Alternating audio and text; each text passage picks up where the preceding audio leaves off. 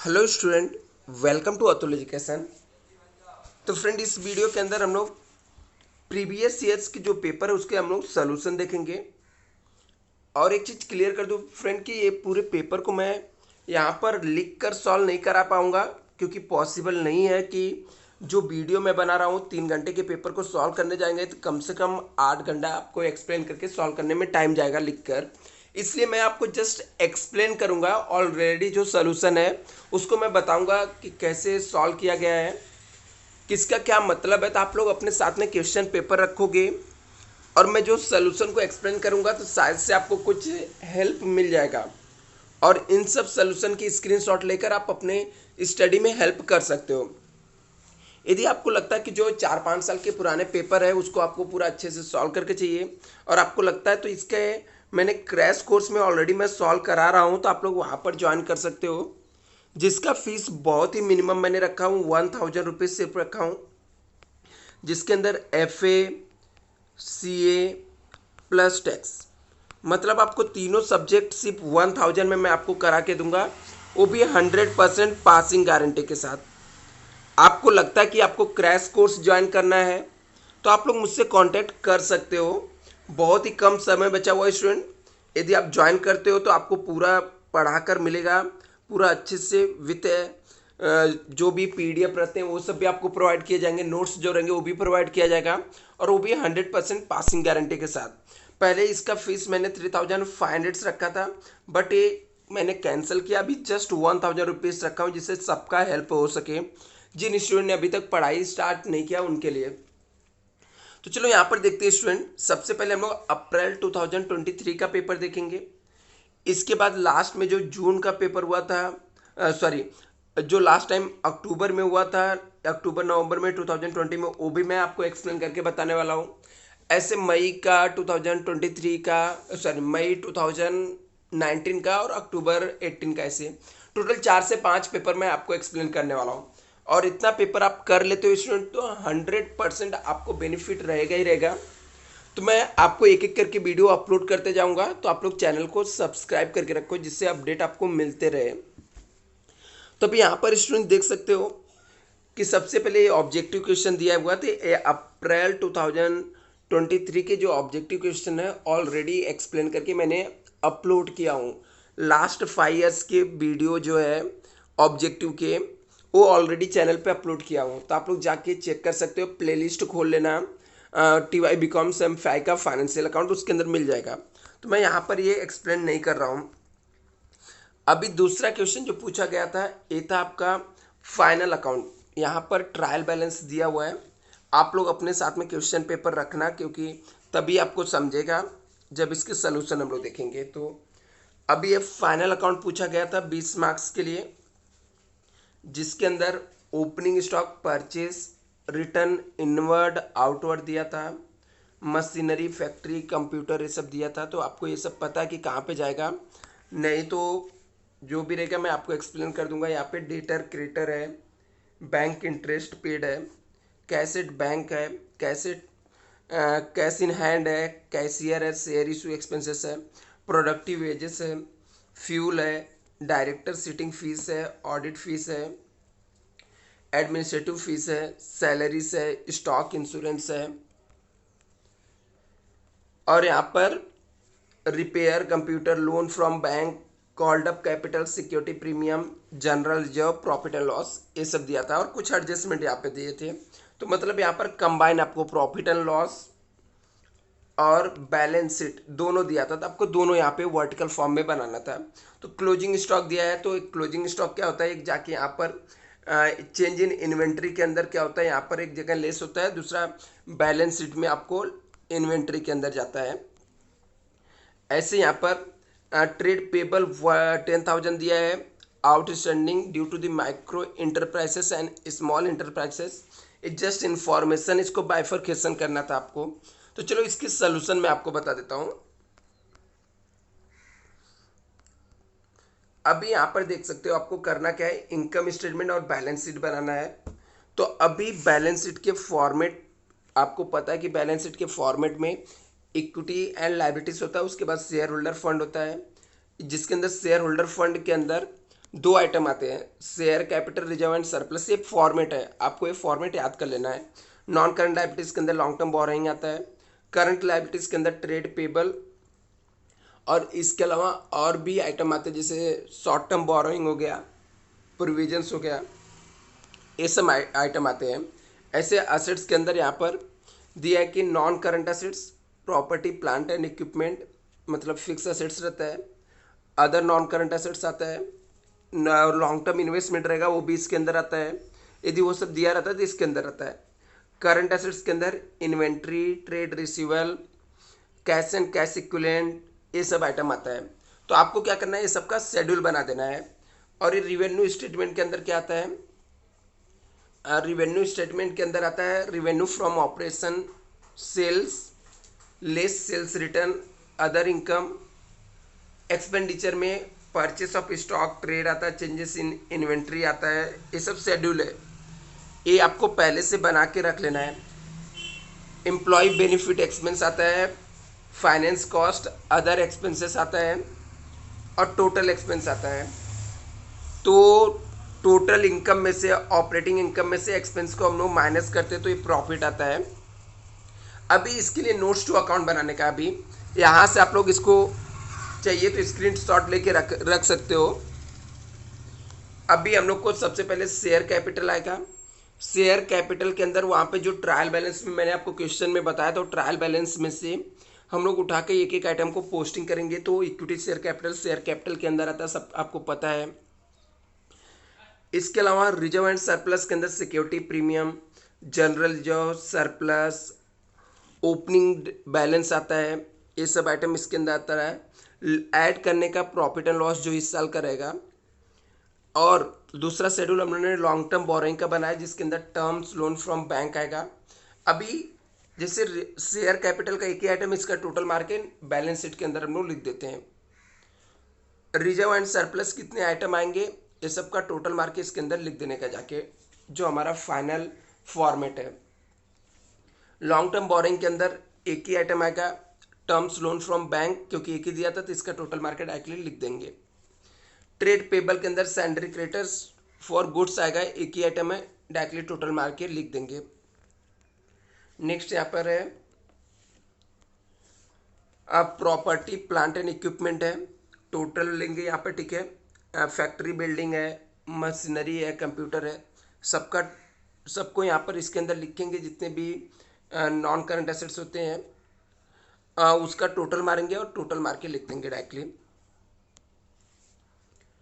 Other non current assets के अंदर कोई भी एक्सपेंस रहता है वो आता है, जैसे यहाँ पर शेयर इशू एक्सपेंस दिया था, ये अमाउंट जाके बैलेंस शीट के अंदर हम लोग लिख देंगे यहाँ पर।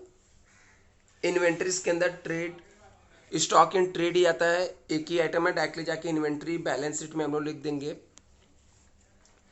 ट्रेड रिसीबल के अंदर सैंडरी डेटर है, सैंडरी डेटर भी एक ही आइटम है, तो ट्रेड रिसीबल का भी टोटल अमाउंट जाके बैलेंस शीट के अंदर हम लोग लिख देंगे।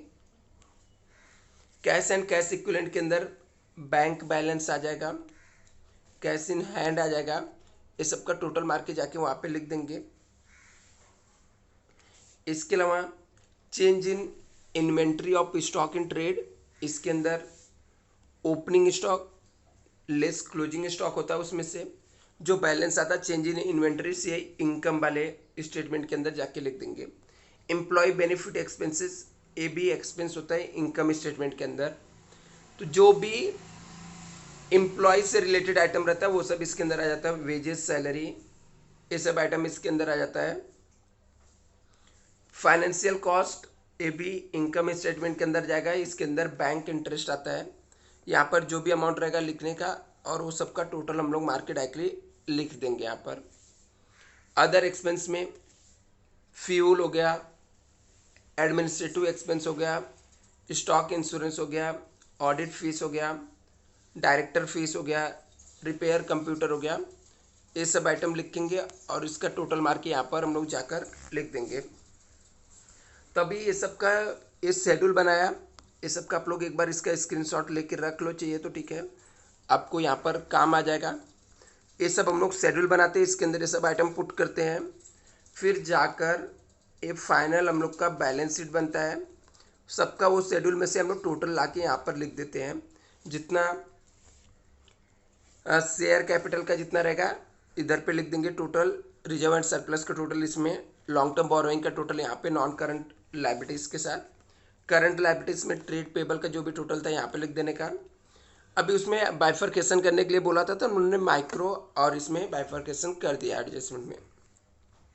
तो यहाँ पर इसका स्क्रीनशॉट ले लेना स्टूडेंट, और डिस्क्रिप्शन बॉक्स में एक व्हाट्सअप ग्रुप का लिंक है स्टूडेंट, उससे ज्वाइन कर लेना, जिससे यदि मैं कोई इंपॉर्टेंट पीडीएफ भेजूँ तो आपको मिल जाए। और ऐसे ही इनकम स्टेटमेंट के अंदर भी जाके इनकम स्टेटमेंट वाले आइटम का टोटल लिख देना, जैसे रिवेन्यू फ्रॉम ऑपरेशन 7,60,000 था, सेल्स और रिटर्न माइनस करने के यहाँ पे लिखने का, अदर इनकम कुछ नहीं दिया था, और एक्सपेंस में purchase of stock in trade लिखने का, लेस उसमें से return, change in inventory of stock in trade लिखने का, टोटल मार के employ benefit expense, finance, other, ये सब का टोटल मारेंगे, फिर इसमें से इसको माइनस करेंगे तो ये आ जाएगा। अब भी देखते हैं कि दूसरा क्वेश्चन क्या था। यहाँ पर A2A था, फाइनल अकाउंट पूछा गया था, उसके ऑप्शन में क्या पूछा गया था। तो यहाँ पर 2B क्वेश्चन देख सकते हो। 2B के अंदर द फॉलोइंग बैलेंस शीट आपको वैभव शिपिंग लिमिटेड का दिया हुआ था, नीचे लिखा था यहाँ पे दिया है कि company decided to buy back maximum number of equity shares may be permitted by law at a price of 20 per share at the current market price. बोलता कंपनी ने डिसाइड किया है शेयर को बाय बैक करना है 20 रुपये में, मतलब बाय बैक प्राइस दिया है। अभी स्टूडेंट आप यहाँ पे देख सकते हो फाइनल ऑप्शन, फाइनल अकाउंट के ऑप्शन में आपको बाय बैक पूछा गया था, तो आपको ऐसे टाइम पे बाय बैक कर लेना चाहिए, बाय बैक सिंपल है। तो हम लोग बाय बैक का आपको जनरल एंट्री, फॉर्मेट, ये सब चीज़ें मैं आपको बता देता हूँ। यहाँ पर लिखा pass journal entry in the books of Vaibhav shipment limited, assume that buy back carry out, do not prepare balance sheet. आपको बैलेंस शीट भी नहीं बनाना है। 10 मार्क का एकदम ही सिंपल सम है। जाने का इसका एक फिक्स फॉर्मेट होता है, maximum amount of buy back निकालने का, वो फॉर्मेट आपको बना देना है। सबसे पहले काम ये फॉर्मेट होता है, ठीक है, ये फॉर्मेट लिख देने का, और उस क्वेश्चन में से जाकर सब कुछ आपको वहाँ पे दिया रहेगा, वहाँ से जो मैंने क्वेश्चन आपको दिखा रहा था उसके अंदर से सिक्योरिटी प्रीमियम उठा के यहाँ पे लिख देने का, उसी क्वेश्चन के अंदर जनरल रिजर्व दिया रहेगा उसको यहाँ पे लिख देना है, प्रॉफिट एंड लॉस दिया रहेगा यहाँ पे लिखना है, इसका टोटल मार के रख। नेक्स्ट लिखने का 25% ऑफ ओन फंड। अभी यहाँ पर इक्विटी शेयर कैपिटल का अमाउंट लिख देना है। इनकेस कभी पार्टली पेड अप दिया रहेगा तो फुल्ली पेड अप अमाउंट उसका हम लोग लिखते हैं। सोर्सेस ऑफ फंड, ये जो आया रहेगा यहाँ पर उसको उठा के लिख देना है। यहाँ पर बहुत ही सिंपल होता है buy back of share. Student shortcut trick से मैंने सिखाने की भी कोशिश किया था आप लोग को। इसके अलावा इसका टोटल मारेंगे, यदि प्रेफरेंस शेयर्स रहता तो वो भी आ जाता, नहीं दिया है तो ये सबका टोटल 20,000 हो गया। इसका 25% निकालेंगे, सॉरी ये सबका टोटल 20 लाख हुआ। 20 लाख का 25% निकालने का यहाँ पे लिख देने का। एक अमाउंट ये हो गया, एक अमाउंट एक हो गया। एक हम लोग को चाहिए डेब्ट इक्विटी रेशियो चाहिए, मिनिमम ओन फंड कितना होना चाहिए, इसके लिए डेब्ट इक्विटी रेशियो चाहिए। तो इसके लिए आपको ओन फंड का अमाउंट लिखना है। ओन फंड का अमाउंट कितना है, 20 लाख है, वो लिखने का, और इसमें से लेस करने का 50% ऑफ डेब्ट फंड। डेब्ट फंड के अंदर आता है डिबेंचर, आता है सिक्योर्ड लोन, अनसिक्योर्ड लोन आता है। तो ये सबका टोटल लेने का और उसका हाफ करने का। तो वो यहाँ पर 6 लाख दिया था डिबेंचर, उसका हाफ होता है 3 लाख। तो 20 लाख में से 3 लाख माइनस कर देंगे, 17 लाख आ जाएगा। अभी इसमें हम लोग को ये देखना है कि तीनों में से एक ये अमाउंट है, एक ये 5 लाख आया, एक 10 लाख। तीनों में से जो सबसे कम रहेगा वो maximum amount of by back आएगा। तो तीनों में से कम कौन सा है? 5 लाख। तो हम लोग 5 लाख यहाँ पर जाके लिखेंगे maximum amount of shares by back, ये 5 लाख आएगा। अभी नंबर ऑफ शेयर्स देखना पड़ेगा। तो यहाँ पर सब में हमारे पास नंबर ऑफ शेयर्स कितने? 10 लाख है। उसका 25% कितने होते हैं? 25,000 होते हैं। तो 25,000 शेयर्स हम लोग बाय बैक कर सकते हैं 5 लाख के रेट में। दूसरा, यदि आपको बाय बैक प्राइस दिया रहेगा तो जितना बाय बैक प्राइस रहेगा, जैसे 5 लाख अमाउंट आया, सब में हम लोग को दिया था कि बाय बैक हम लोग कितने में करने वाले हैं, कुछ तो 20 दिया था ना शायद से बायबैक प्राइस, जो भी दिया रहेगा, ठीक है। बायबैक प्राइस 20 दिया था आपको, तो 5 लाख डिवाइड बाई 20 कर देने का। तो हम लोग 20 से यदि हम लोग डिवाइड करते हैं इसको तो 25,000 आ जाएगा। तो मतलब हम लोग नंबर ऑफ शेयर्स को वैसे भी कितना बायबैक करने हैं? 25,000। अभी इसका मतलब क्या होता है? 25,000 शेयर्स बायबैक कर रहे हैं 20 रुपये में, तो 10 रुपये इसका फेस वैल्यू है और 10 रुपये हम लोग एक्स्ट्रा दे रहे हैं, प्रीमियम ऑन बाई बैक दे रहे हैं। अब ये सबका जनरल एंट्री पास कर देने का। पहले इसका सॉल्यूशन का चाहिए तो स्क्रीनशॉट ले सकते हो स्टूडेंट आप।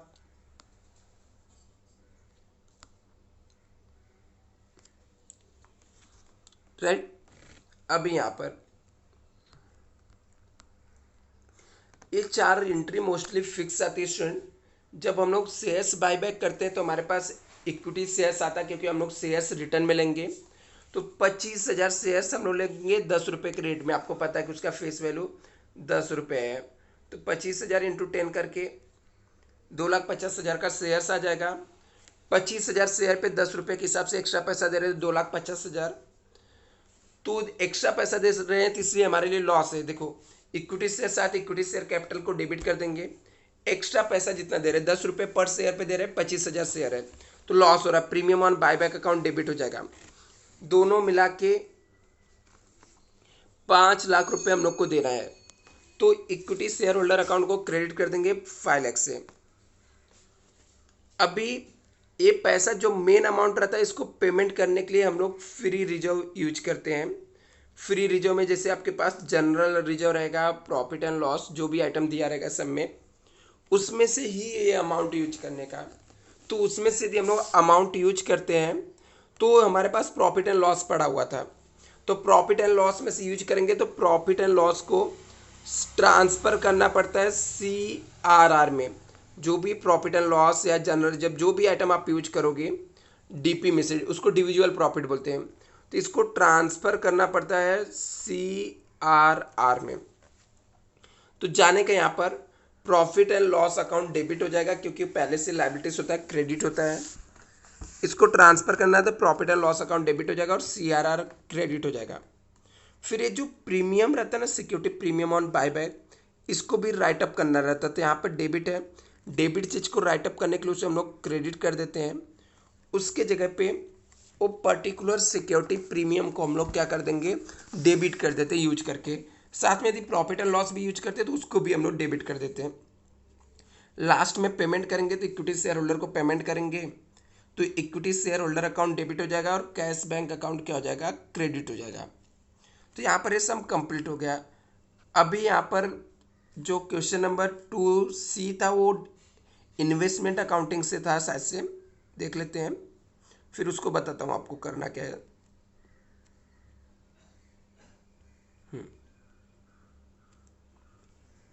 अभी यहाँ पर जो क्वेश्चन दिया गया था एक बायबैक का था, एक छोटा सा इन्वेस्टमेंट अकाउंटिंग, बहुत छोटा सा दिया था।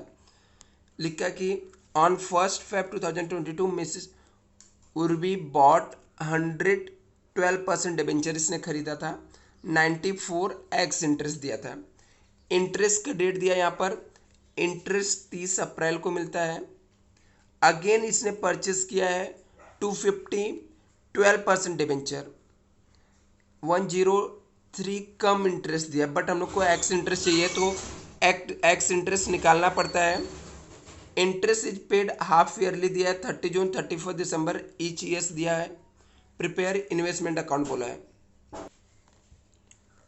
और आपको पूछा गया था यहाँ पर कि प्रिपेयर इन्वेस्टमेंट 12% डिबेंचर अकाउंट्स आपको बनाने के लिए 10 मार्क का बहुत छोटा सा सम था यहाँ पर, जिसके अंदर आपको सिर्फ यहाँ पर एक खरीदने का परचेस करने का ट्रांजैक्शन दिया था, एक इंटरेस्ट का और एक वापस से परचेस का ट्रांजैक्शन दिया था, और एक यहाँ पर 1 नवंबर का सोल्ड का दिया था, और वो भी एक्स इंटरेस्ट पे। तो परचेस सोल्ड का हम लोग को यहाँ पर देखो कैसे, यहाँ पर हम लोग को छोटा सा इन्वेस्टमेंट अकाउंट्स आपको बनाना था। यहाँ पर 2C का है सोल्यूशन। यहाँ पर 12% डिबेंचर अकाउंट्स हम लोग को बनाना है। इंटरेस्ट का डेट दिया था 30 जून और 31 दिसंबर, राइट? मिनट,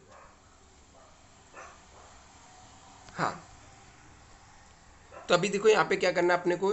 सबसे पहले हम लोगों ने जब भी परचेस किया उसका डेट लिखेंगे। यदि हम लोगों ने कितना परचेस किया था, 100 डिबेंचर परचेस किया तो 100 उसका फेस वैल्यू होता है 10,000 हो जाएगा, और जो भी उसका एक्स इंटरेस्ट रहेगा मल्टीप्लाई करके यहाँ पे लिख देने का। और यहाँ पर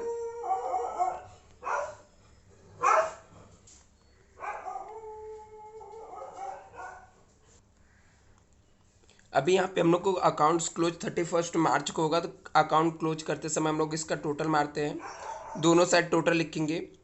इसमें से कुछ अमाउंट नहीं दिया था, सेम माइनस करके बैलेंस भी आ जाएगा 31 मार्च को। इसका भी टोटल जो अमाउंट था टोटल मार के लिखेंगे, माइनस करके सेम आ जाएगा। अभी ये बचा हुआ 10,000 जो बैलेंस बचा था, इसके ऊपर मुझे इंटरेस्ट निकालना पड़ेगा। 10,000 पे 12% इंटरेस्ट रहेगा। लास्ट टाइम इंटरेस्ट हम लोग को क्लोज हम लोग 31 मार्च को कर रहे हैं। इंटरेस्ट का रूल क्या, 30 जून और 31 दिसंबर, मतलब दिसंबर में इंटरेस्ट मिला था, तो 3 महीने का इंटरेस्ट आएगा। तो 3/12 करेंगे यहाँ पर, तो 300 रुपये इंटरेस्ट यहाँ पर आ जाएगा। अभी इसका जो एक क्लोजिंग यहाँ पे है, नेक्स्ट डे ओपनिंग हो जाएगा। 1 अप्रैल 2022 को ओपनिंग बैलेंस में इसको लिख देंगे हम लोग।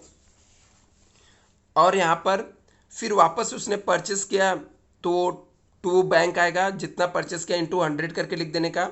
और जो रेट में यदि कभी कम इंटरेस्ट दिया रहेगा, अभी को जैसे एक को मैंने परचेस किया 100 परचेस किया मान लेते हैं, या जो भी 250 मैंने परचेस किया, एक का कम इंटरेस्ट दिया हुआ है 98, तो इसको मल्टीप्लाई करने का। लेकिन कम इंटरेस्ट हम लोग इसके अंदर नहीं लिखते हैं, तो कम इंटरेस्ट यदि दिया रहेगा तो उसमें से लेस करना पड़ता है आपको, इंटरेस्ट माइनस करने का। बट कम इंटरेस्ट नहीं दिया है तो आप डायरेक्टली लिख सकते हो। ऐसे जब भी बेचेंगे क्रेडिट साइड में आपको लिखने का, जब भी कंपनी इंटरेस्ट देगी तो इंटरेस्ट यहाँ पे निकाल के लिखना है। और जब भी सोल्ड करेंगे तो आपको चेक करना प्रॉफिट एंड लॉस कितना होता है। तो इंटरेस्ट जब जब मिलेगा सिर्फ इंटरेस्ट के कॉलम में आएगा। सेल करते समय बाय कैश बैंक लिख के आप उसके अमाउंट लिख सकते हो कैलकुलेट करके।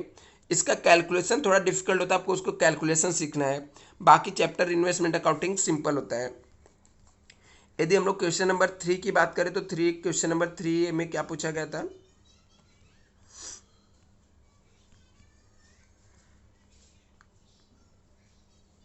थ्री ए में भी इन्वेस्टमेंट अकाउंटिंग आपको पूछा गया था, 20 मार्क्स के लिए था। बहुत ही सिंपल। यहाँ पे मिस्टर लिखा स्वांद were the dealing with the 12% debenture of RS limited having the face value 100 है। यहाँ पर लिखा furnish the following detail.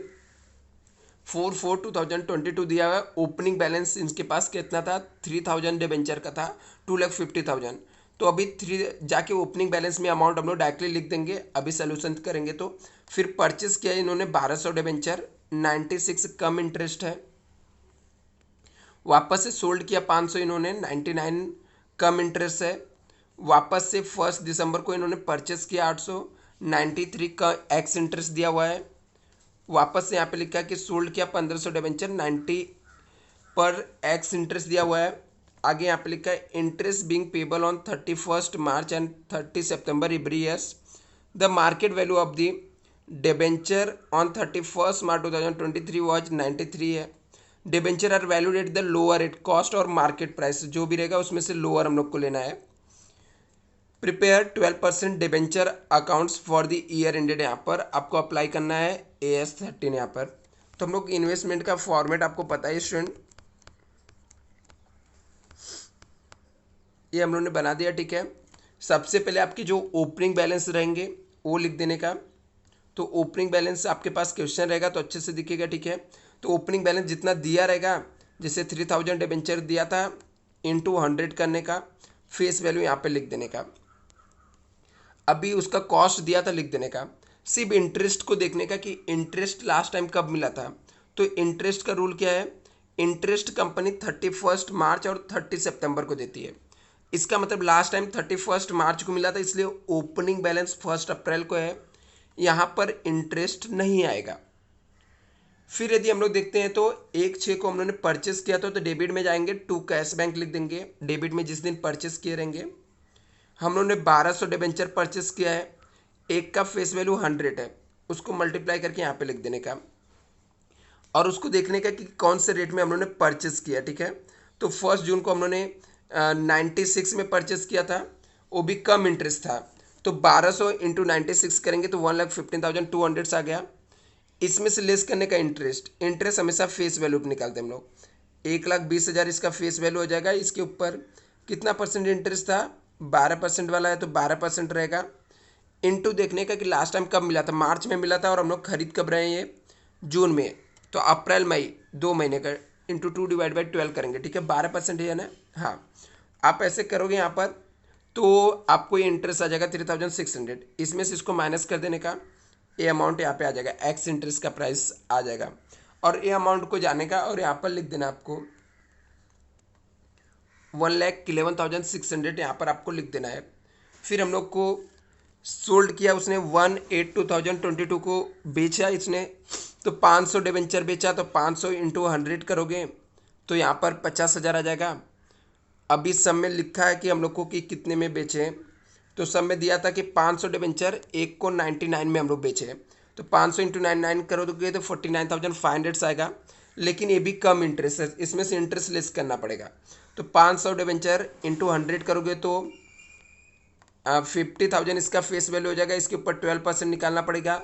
Last time मार्च में इंटरेस्ट मिला था और हम लोग बेच कब रहे हैं, 1 अगस्त को, तो मार्च के बाद अप्रैल मई जून जुलाई, ठीक है, अप्रैल मई जून जुलाई अगस्त में बेच रहा था, इंटू 4 डिवाइड बाई 12 करने का।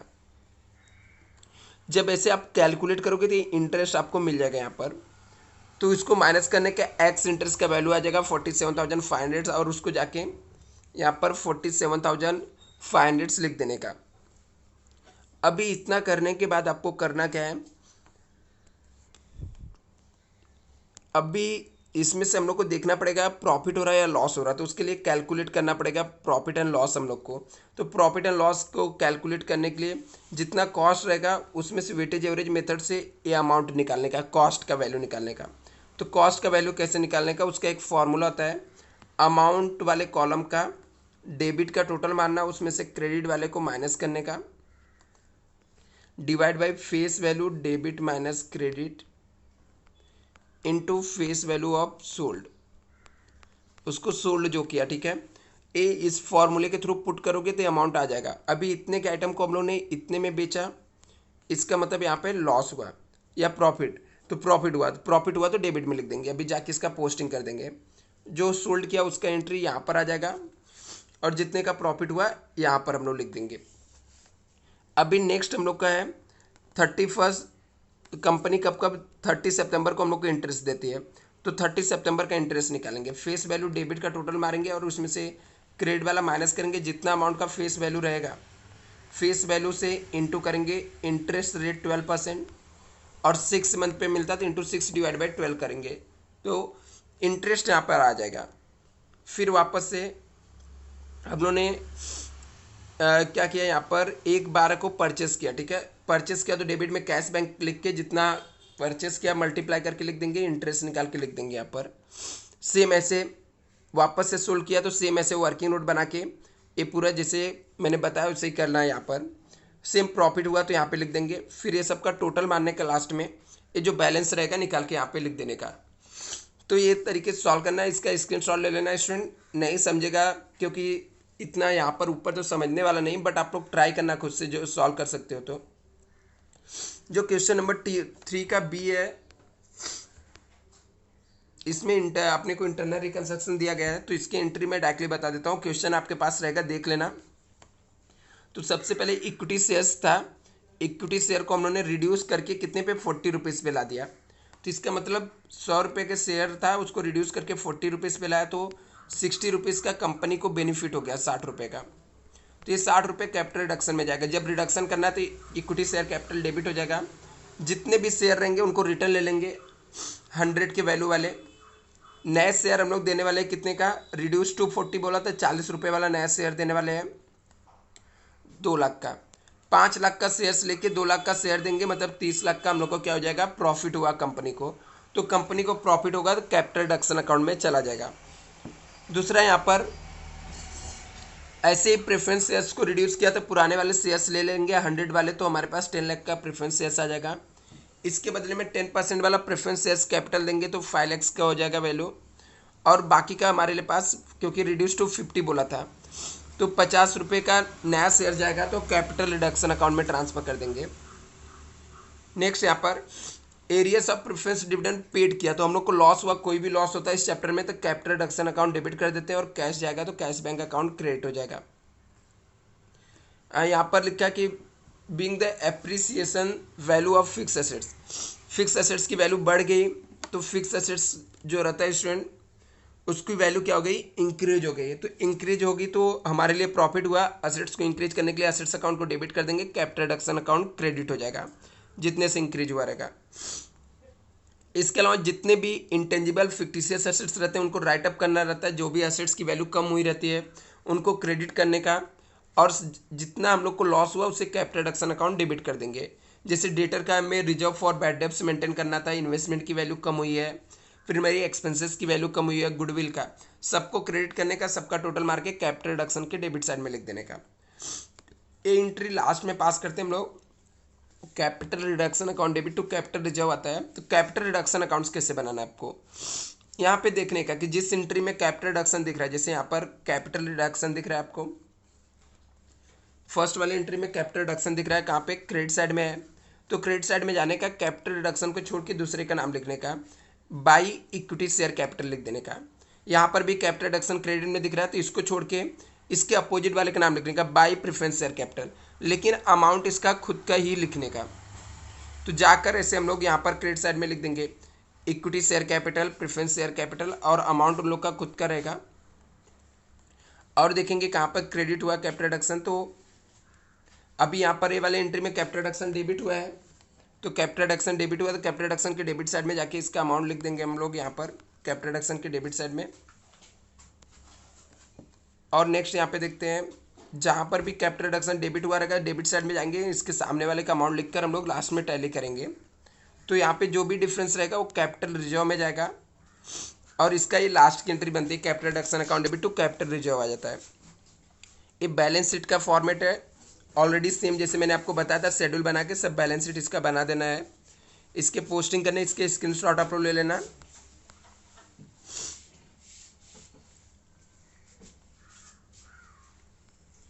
इसके बाद क्वेश्चन नंबर 4 जो था वापस से आपको यहाँ पर दिया हुआ है, ठीक है, कि बीइंग एप्लीकेशन मनी रिसीव हम लोग को बाय बैक का दिया क्या, हाँ ये बाय बैक है, ठीक है। तो यहाँ पर क्या दिया हुआ है, इन्वेस्टमेंट हम लोगों ने सोल्ड किया है, ठीक है। क्वेश्चन नंबर 4 ये है, आप लोग देख सकते हो। हम लोगों ने वापस से यहाँ पर क्या किया, बाय बैक दिया था तो हम लोगों ने इन्वेस्टमेंट सोल्ड किया, तो हमारे पास पैसा आएगा तो कैश बैंक अकाउंट डेबिट हो जाएगा। इन्वेस्टमेंट गया तो उसे हम लोग क्रेडिट कर देंगे। अभी हम लोगों ने 1 लाख की इन्वेस्टमेंट को 80,000 में बेचा तो 20,000 का हम लोग को लॉस होगा, तो प्रॉफिट एंड लॉस अकाउंट को डेबिट कर देंगे। नेक्स्ट यहाँ पर हम लोगों ने डिबेंचर इशू किया, डिबेंचर इशू करेंगे तो हमारे पास कैश आएगा, कैश आएगा तो कैश बैंक अकाउंट डेबिट हो जाएगा, और डिबेंचर गया तो उसे क्रेडिट कर देंगे। 10% प्रीमियम में इशू किया था तो 10% प्रीमियम निकाल के हम लोग यहाँ पर जो भी रहेगा 1,10,000 आ जाएगा। बाद में जब हम लोग को bank account debit to debenture application यहाँ पे दिया, अभी इसका पेमेंट जब हम लोग को रिसीव होगा तो हम लोग को यहाँ पर डिबेंचर एप्लीकेशन अकाउंट डेबिट हो जाएगा, और टू डिबेंचर सिक्योरिटी प्रीमियम अलग अलग इसको बाइफर्केशन करके ट्रांसफर कर देंगे। नेक्स्ट यहाँ पे दिया था being the amount payable on equity share holder are buy back, तो अभी हम लोग बाय बैक कर रहे हैं, तो बाय बैक का एंट्री ऑलरेडी मैंने आपको बताया equity share capital account debit होगा, एक्स्ट्रा पैसा देना तो premium on buyback account debit हो जाएगा, to equity share holder account क्या हो जाएगा यहाँ पर क्रेडिट हो जाएगा। प्रीमियम को हम लोग ट्रांसफर करते हैं, ठीक है, बाय जो भी ये प्रीमियम ऑनलाइन पेमेंट किया उसको राइट अप करते हैं तो premium on buyback account credit हो जाएगा, सिक्योरिटी प्रीमियम अकाउंट डेबिट हो जाएगा 10,000। नेक्स्ट यहाँ पे इक्विटी शेयर होल्डर को पेमेंट कर देंगे तो equity share holder account debit हो जाएगा, टू कैश बैंक क्या हो जाएगा क्रेडिट हो जाएगा। अब यहाँ पर बाकी का CRR में अमाउंट ट्रांसफर करना है तो हमारे पास टोटल 10,000 जनरल रिजर्व में से यूज करना पड़ेगा, प्रॉफिट एंड लॉस में से 40,000 टोटल हो जाएगा हम लोग का, यहाँ पर 50,000 ट्रांसफर करना है। सेम बैलेंस शीट भी इसको ऐसे ही बना लेना आपको।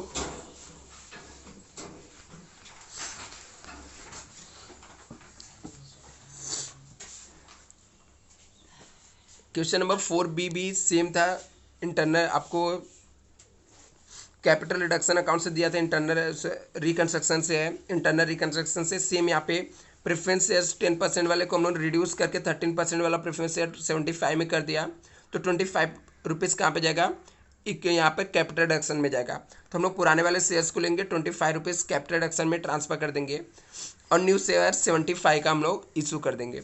Same as it is the equity shares का वैल्यू रिड्यूस हुआ है तो पुराने वाले इक्विटी शेयर्स हम लोग ले लेंगे, न्यू इक्विटी शेयर इशू करेंगे तो नया इक्विटी शेयर्स जाएगा और जितना रिड्यूस हुआ जितने से कम हुआ उतना हमारे लिए प्रॉफिट हो जाएगा, कैपिटल रिडक्शन अकाउंट क्रेडिट हो जाएगा। नेक्स्ट यहाँ पे दिया है एप्रिसिएट हुआ है फिक्स एसेट्स के वैल्यू, फिक्स एसेट्स बढ़ा तो फिक्स एसेट्स अकाउंट डेबिट कर देंगे, कैपिटल रिडक्शन अकाउंट क्रेडिट हो जाएगा यहाँ पर।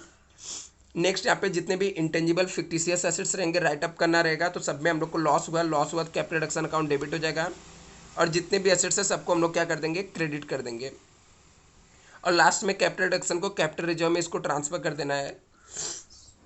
और बैलेंस शीट यहाँ पर बनाने के लिए देख सकते हो आप लोग ऑलरेडी मैंने ये सिखा दिया हूँ और ये कुछ थियरी क्वेश्चन आपको पूछे गए थे इसके अंदर। Determine the amounts of payable of buyback क्या होता है, कैसे डिटरमाइन करना है, मीनिंग क्या होता है internal reconstruction and effect of internal reconstruction क्या है, शॉर्ट नोट्स के अंदर बायबैक ऑफ शेयर्स क्या होता है, fix and variable income bearing investment क्या होता है, रोल ऑफ वाइट बॉलिंग क्या होता है, ऑब्जेक्टिव ऑफ एथिकल एजुकेशन क्या होता है, statement of profit and loss क्या होता है, प्री एक्विजिशन डिविडेंड और पोस्ट एक्विजिशन डिविडेंड क्या होता है। तो ये आपके 20 मार्क के शॉर्ट नोट्स भी यहाँ पर पूछे जाते हैं, ये भी आपको प्रिपेयर करके जाने हैं short notes. Thank you so much.